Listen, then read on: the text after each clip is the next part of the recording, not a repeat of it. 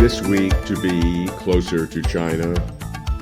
On March 5th, at the Great Hall of the People in Beijing, the 13th National People's Congress, China's national legislature, opened its first session. A prime focus of attention was the amendment to the state constitution with its 21 provisions. Why now, after 14 years, does the constitution need to be amended?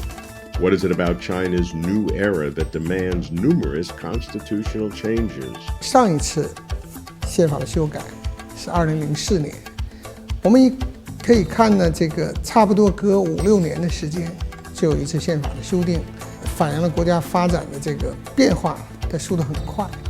You do need to furthering a stronger economic reform. You do need to furthering stronger agenda to run a country properly.